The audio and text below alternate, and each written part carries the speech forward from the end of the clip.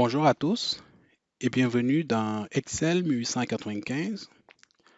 Aujourd'hui, je vous présente un tableau de bord que j'ai conçu et développé avec Power BI Desktop, qui est en fait une deuxième version d'un premier tableau de bord que j'avais publié l'année dernière, au mois d'avril, qui vous montre l'évolution de la maladie COVID-19 dans le monde grâce aux données publiées par l'Organisation mondiale de la santé, OMS.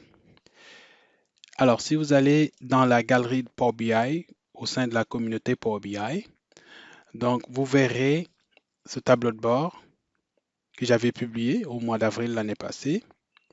Et suite à cette publication, j'ai reçu plusieurs questions et demandes de différentes personnes qui souhaiteraient comprendre comment créer ce tableau de bord-là avec Power BI. Alors aujourd'hui, j'ai pris la décision de vous faire un tutoriel pour vous montrer toutes les étapes requises pour créer ce tableau de bord-là avec Power BI.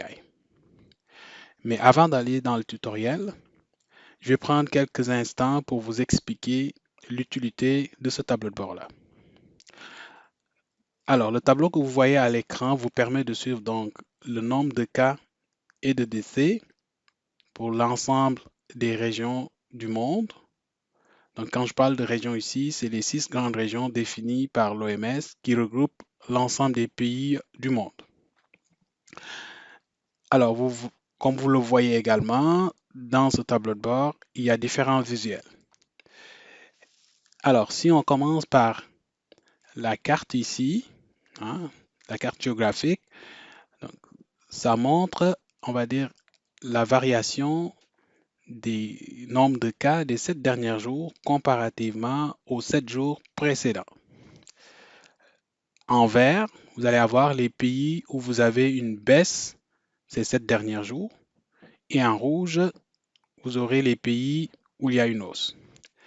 Alors, si vous passez votre souris sur un pays spécifique, par exemple ici les États-Unis, vous aurez des informations supplémentaires pour ce pays-là, telles que par exemple la taille de sa population.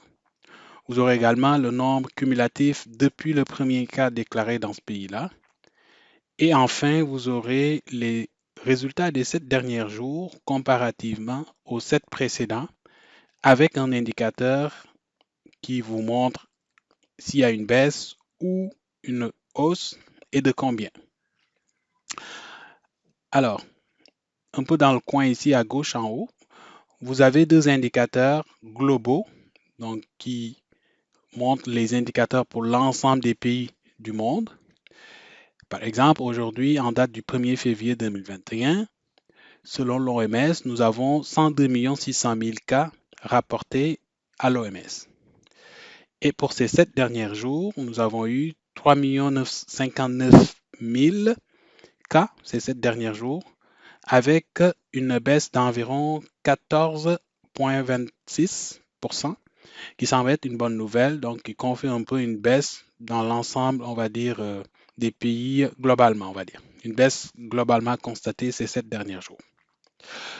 Alors, plus bas, vous avez un graphique qui est un stream graph qui vous montre un peu l'évolution des cas quotidiens dans les 6 grandes régions, donc définies par l'OMS, que vous avez ici dans la légende. Et vous pouvez constater assez rapidement que c'est l'Europe et l'Amérique qui sont les plus affectés ou les plus touchés par la pandémie. Également, vous pouvez constater rapidement que depuis, on va dire, le 12 janvier 2021, on constate quand même une baisse assez significative du nombre de cas un peu partout dans ces 6 régions-là. Alors, c'est ce que vous avez également dans ce graphique-là, en bas, qui vous montre les 6 régions avec, on va dire, excepté, on va dire, les pays de l'Asie du Sud-Est, on constate une baisse significative dans les autres régions, notamment en Afrique et en Europe. Plus bas ici, vous avez un classement des pays selon que ça baisse ou ça hausse ces 7 derniers jours. Donc en vert, vous aurez les pays où vous avez une baisse du nombre de cas ou de décès ces 7 derniers jours en ordre croissant. Et en rouge, vous aurez les pays où vous avez une hausse ces 7 derniers jours en ordre décroissant. Alors, à droite ici, vous avez les 6 grandes régions avec des graphiques qui vous montrent l'évolution quotidienne en bleu et en noir, la courbe en noir qui vous montre la moyenne mobile des 7 jours. Vous avez également les indicateurs, donc on va dire pour cette région-là. Donc le cumulatif depuis le premier cas déclaré dans cette région-là. Et puis le résultat des 7 derniers jours comparativement aux 7 précédents, avec un indicateur qui vous montre si ça hausse ou ça baisse. Alors, je le disais tantôt que c'est un tableau de bord qui est interactif. Par exemple, là, vous voyez que le titre nous parle des situations des cas. Alors, si c'est les décès qui vous intéressent, il vous suffit de filtrer sur les décès et vous verrez que le tableau de bord s'adapte avec un changement de couleur. OK? Donc, vous voyez que les chiffres ici s'adaptent. Donc, on peut dire également, globalement, nous avons eu 2 200 000 décès depuis la pandémie, le premier décès rapporté à l'OMS. Alors, vous avez également en bas aussi le stream graph qui est assez populaire ces derniers temps. Donc, si vous suivez un peu les médias en ligne, tels que par exemple le site du monde.fr, donc si vous y allez à cet endroit-ci, vous verrez ce tableau de bord-là qui est le stream graph. Également, ça va être le même graphe que vous aurez aussi avec le Financial Times. Voilà. Donc, ce graphe-là est reproduit ici. Donc, au passage, j'ai déjà fait un tutoriel avec Excel qui vous montre comment le créer. Alors, je disais que ce tableau de bord est interactif, donc vous pouvez l'utiliser, par exemple, si c'est les pays européens qui vous intéressent, vous pouvez l'utiliser et filtrer, cliquez ici sur Europe, ça va filtrer les pays européens. OK? Également, la carte va filtrer uniquement les pays européens avec les indicateurs rouge ou vert. Donc, par exemple, ici, vous avez un classement des pays où vous avez une baisse. Par exemple, vous voyez que en Suisse, il y a une forte baisse des décès ces 7 derniers jours. OK? Et en rouge, les pays où vous avez une augmentation ces 7 derniers jours. Par exemple, la France, vous constaterez qu'il y a une hausse d'environ 9% ces 7 derniers jours si on le compare aux 7 précédents jours. Voilà grosso modo à quoi ce tableau de bord-là va vous servir. Alors, je disais que vous pouvez aussi montrer les résultats de façon brute ou pour 100 000 habitants. Okay? Donc, pour cela, vous avez à cliquer sur 100 000 habitants et vous verrez que l'échelle de grandeur change également. Okay?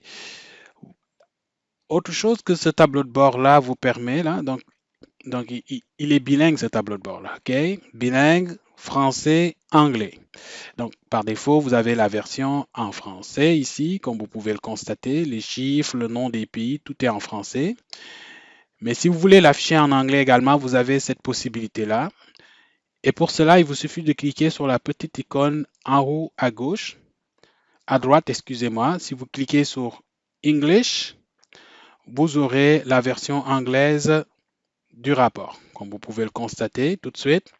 Donc, vous avez ici le titre qui va changer en anglais, le nom des pays, le nom des régions, et puis vous avez également toutes les étiquettes qui vont être en anglais. Alors, voilà grosso modo ce que je vais vous montrer. Donc, on va dire le travail qui est derrière, tout ce qu'il faut faire pour le montrer pas à pas, les étapes qui vont vous permettre de mettre en place ce tableau de bord-là.